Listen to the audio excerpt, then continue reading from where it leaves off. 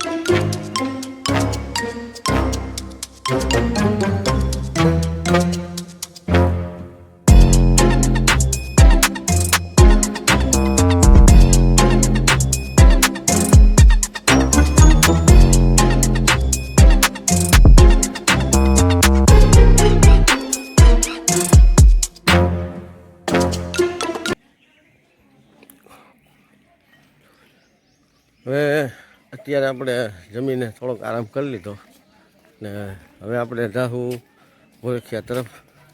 અને આજે તમને બતાવું છું એ આપણે હળમતિયા મુનિ આશ્રમ છે એમનું આ બગીચોની બધી છે, ઝાડવાને એવું, અને અહીંયા પાછો રસોડા વિભાગ પાછો આવી ગયો।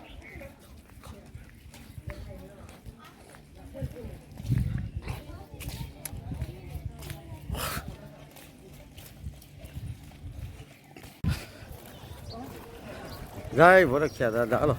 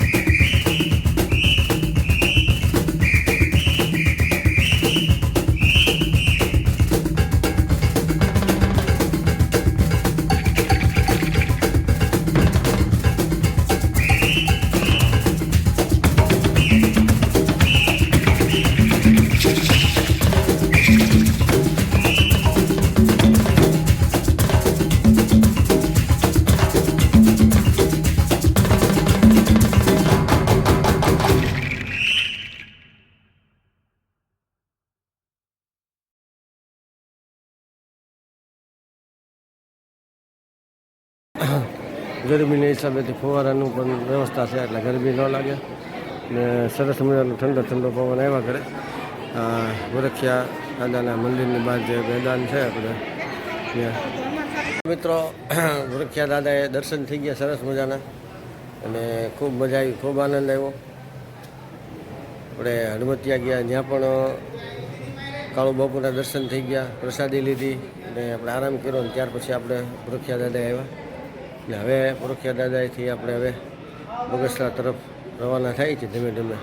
અને તડકાનું પ્રમાણ પણ ઓછું થઈ ગયું છે એટલે હવે આપણે ધીમે ધીમે બગસરા તરફ રવાના થશું.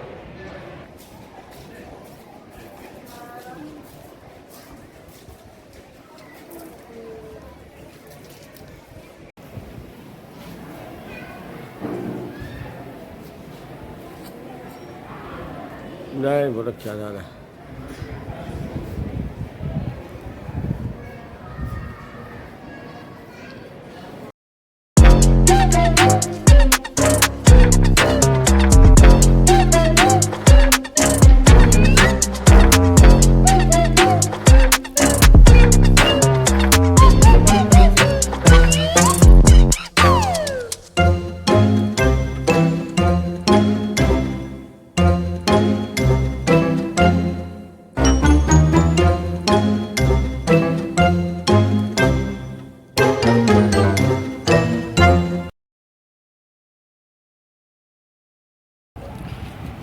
આપણે અમરેલી રોડ ઉપર બાલાજી કોઠી આઈસ્ક્રીમ ખાવા બેઠા છીએ. તો અત્યારે આપણે અહીંયા કોઠી આઈસ્ક્રીમ ખાઈ લઈ, પછી રસ પી લઈ અને ત્યાર પછી આપણે આગળ નીકળશું. પહેલાં કોઠી આઈસ્ક્રીમ ખાવું, પછી રસ પીવું અને તે પછી આપણે આગળ નીકળશું.